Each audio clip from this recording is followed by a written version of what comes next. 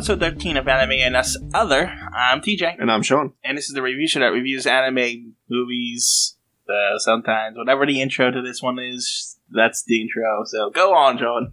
Alright, so last episode we got A Lull in the Sea, but then it's a big one, so we did 2 weeks. So now we're doing a Lupin movie. Yes. Which is Lupin Sansei, which is actually, in the wiki, Lupin with an R. Lupin the Third, farewell to Nostradamus. Also, Lupin the Third, Die Nostradamus, is sometimes also referred to as To Hell with Nostradamus. There's a lot of titles to this thing. Yeah, really odd. I guess just different things people called it. I don't know. Maybe it was released in different areas, and that's just what they changed it to. Different titles in different countries and stuff, I guess. Yeah, it came out in 1995. Well, the movie came out in 95. I'm pretty sure the dub came later. Yes, definitely. Especially with All Might being Jigen.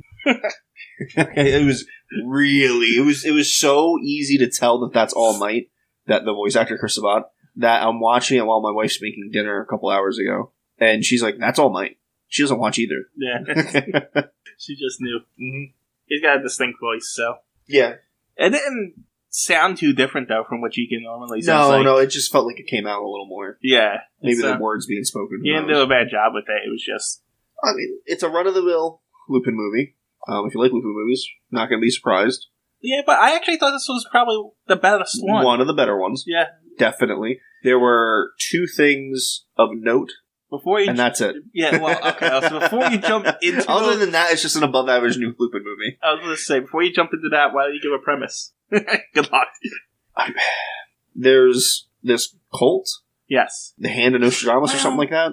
I guess technically it's a cult. It's more of a ring of misleading people kind of thing. Yeah. They're like con artists almost. Yeah. Because the leader doesn't believe in the things that you say. I guess most cult leaders don't. I don't know. It's weird. They've got treasure in a book in this really big tower. Well, and this really high-tech VR setup. Well, Nostradamus... Yeah, that's the goal, besides saving the little girl. That's the premise. You know Lupin, you know what they do. Well, yeah. There's a prophet, I'm using quotation marks here, that has Nostradamus' lost chapters? If you don't know who Nostradamus is, he was a prophet back in... Which, 1800s? 1700s, something like that, yeah. By the way, I never heard about him until 9/11. Oh, yeah? The second 9/11 happened, all you would hear for the next 5 to 6 years is Nostradamus this, Nostradamus that, because he had a prophecy, because that's what he did, he had prophecies, of metal birds hitting giant, tall buildings. I mean... Which is kind of wild, right? But none of his others ever came true, so who f***ing knows? It's wild, but it's not too far to think in the 1800s, oh, they're going to be metal birds. Yeah, the buildings we already have will be taller. And we have metal, and there are flying things in the world. Like, I get it. So it's not that too far of a stretch. But like after 9/11, like he blew up. Books about Nostradamus everywhere. I knew about him way before 9/11. I actually didn't know about the 9/11 stuff. Oh my god, everywhere. You would like go to the supermarket, and you know how they have like the shitty magazines next to the register? Every one of them was Nostradamus for a couple of years. Every single one of them. Well, I just know Nostradamus is a historical figure, so... Well, anyway, so these guys are claiming that they have those lost chapters. They don't. They're lying. Because they're trying to get the real Nostradamus pages from... What's the best way to describe this guy? He's some sort of political figure, right? Well, no. He's like a billionaire running for president. Yeah. But I know that sounds familiar, but it's the complete opposite of what you're thinking. Really. Because he's talking about, common sense and stuff like that. Trying to run on normal things.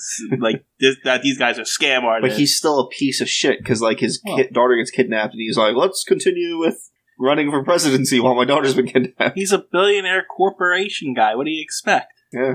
So all they care about is money, and it's what this movie told us. Which was, I'm going to forget to say it later, so I'm going to say it now. Eventually, the little girl gets saved, and she goes running to her dad, who doesn't give a shit about her. And she goes, Daddy! And gives Daddy a hug, while Mom's just there, like, the whole time fighting for her daughter's life. Like, we gotta go save her. Like, we gotta... How are you gonna run for presidency when your daughter's been kidnapped? She ran to the mom first. Did she? Oh. Yeah, she ran to the mom. Daddy. She ran to the mom first, and then the dad came over, and then she went to her dad. Well, she's a 6-year-old girl who just went through this giant traumatic experience. She wants her parents. It wasn't traumatic for her at all. Yes. Not at all. She was having fun the whole time. calling people pedophiles. Well, yeah, but that's true up until the building started exploding. Yeah. Well, yeah, but that's it. By the way, trying to get... the little girl does call Lupin a pedophile throughout the entire She calls movie. other people pedophiles, too. And this is the one thing I was going to say that I really liked about it. It was just funny. Anytime, like, an adult was near her, trying to get her or something, because she was the key to getting in there for some reason, she'd be like, pedophile, and run away. She was the key because the safe that they need to break into is only key to people of the family. Oh, right. That's why the billionaire comes into play. Right. So, yeah. That's the premise, That's I guess. kind of it. I mean, there's a couple little things we can talk about. Well, the one other thing I wanted to say was Fujiko is wildly different in this movie than any of the others. But she's also different in every movie. Yes. You know what I mean? But, like, this one, she was, like, she, like, didn't really care about Lupin that much. Like, she just, they would interact and she would walk away. Yeah, she was more standoffish in this one, but I always took it as, in the other movies, Lupin's got the upper hand a lot of the time.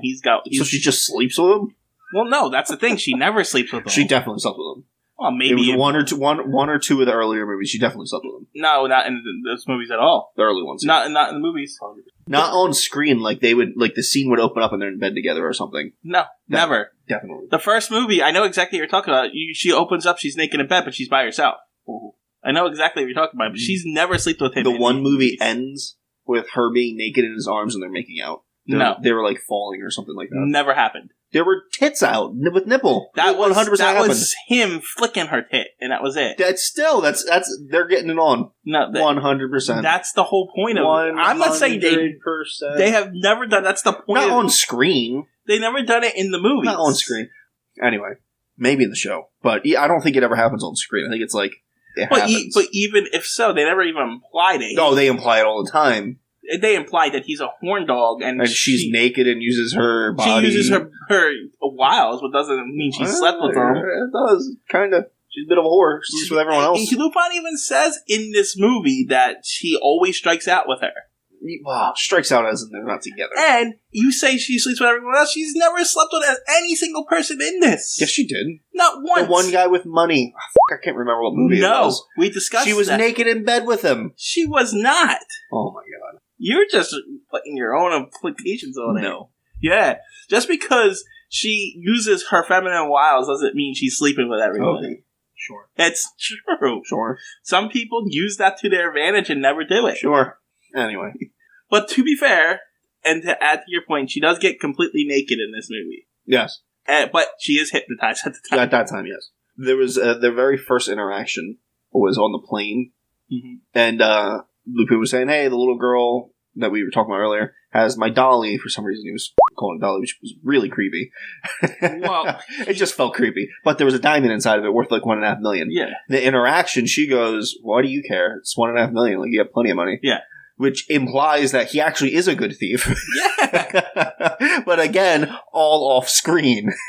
He never gets to keep any of the money that he steals, if he even gets to steal it in any of the movies. So again, I was under the implication that all these movies are the giant big heists, the things that he wants to do, the things that that makes him legendary.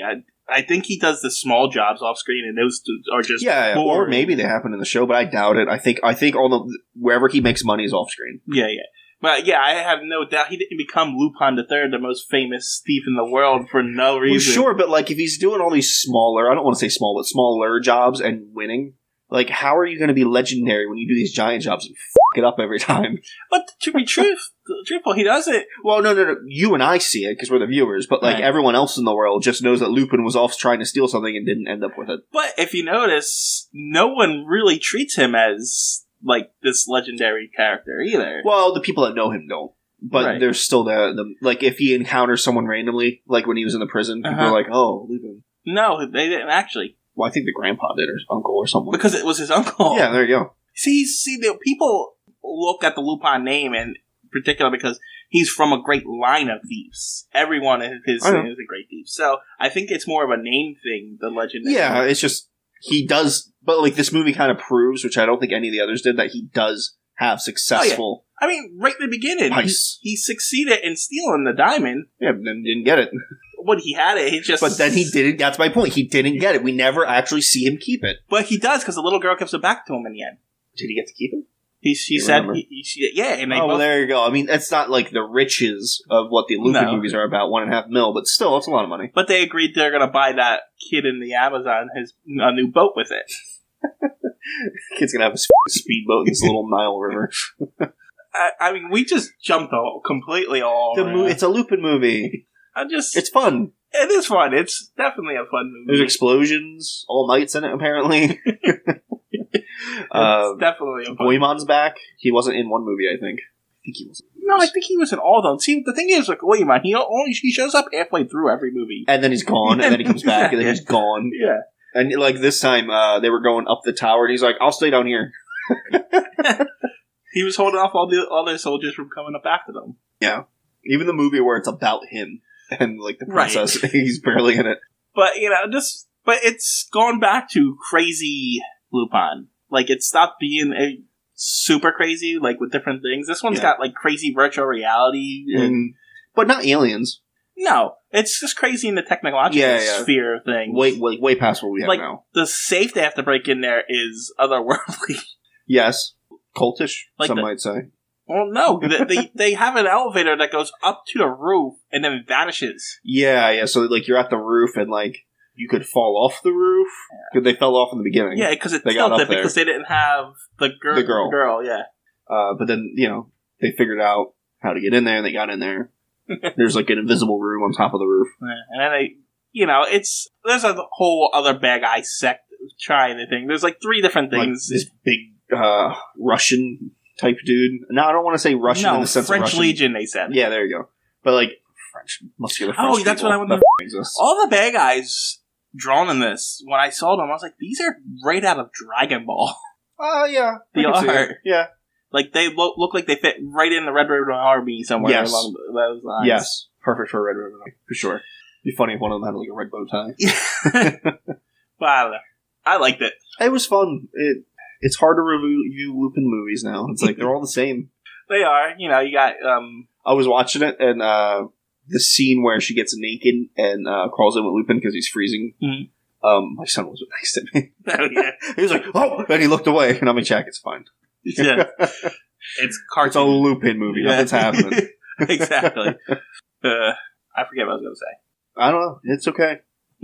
I'd put it in a Lupin movie category. I'd probably give it an 8. Maybe a 7.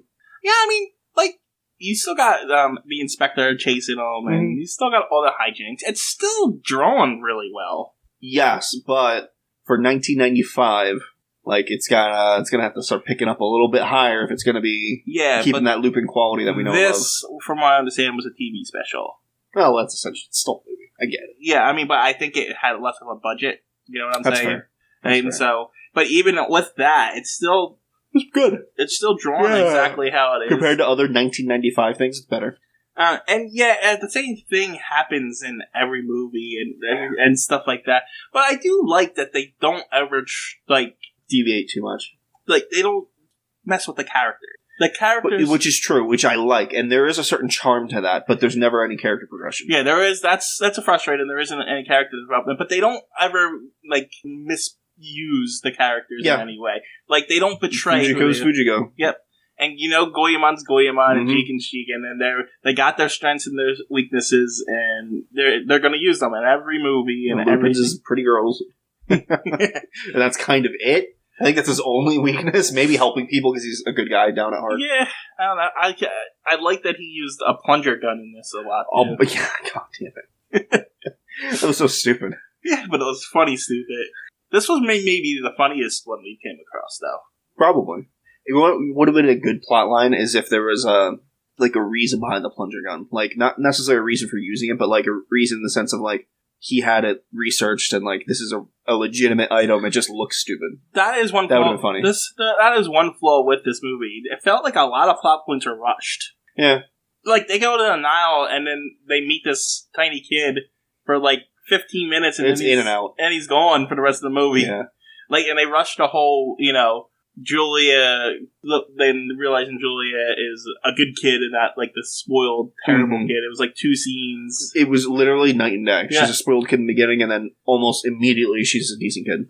Pedophile and runs away. Well, it's because Lupin put the diamond into a doll. That's what he does. That's where he was hiding it. Which I don't think he would have got through airport security. I mean, he could have just had the diamond in his pocket. The diamond. Unless they know someone stole it and they're looking for it. Yeah, but they were being chased throughout the entire country before they got on that plane. That's fair. But, I mean, if they know who he is, he wouldn't have been able to get on the plane. That's true, too. Well, he didn't get on the plane, right? Oh, no, he did. He got on the plane. Yeah. For some reason, I thought he jumped out of the biplane, but he didn't. No, the biplane was remote control. Yes. He was on it the whole time, so he got on it normally. Oh, and Spectre Zenigata should have died like 4 times in this movie. Easily. They didn't explain any of the ways he survived. He's like the coyote in the Looney Tunes cartoons. He just falls into 1,000 explosions and then somehow survives. Yeah, I mean 7. Solid 7, maybe an 8. Yeah, it's probably in the top of the Lupin movies, honestly. They're getting, I don't know, I think their quality is getting better, though. I mean, they got their formula down pat. Right, and they stopped deviating. Like, the movie quality, I would say, is getting better, like the whole plot and all that. Right. But yeah. I don't know, I guess we'll have to see. Yeah, we'll see the next one. Well, alright, so the next episode, we're going to go back to regular. Alone the Sea. Actually, it's the real title starts with an N, because that's the Japanese wording. It's something, N something. Yeah, it's the Japanese wording. Yeah, so, right. I just want to say, because we're not in L. See you guys. Bye.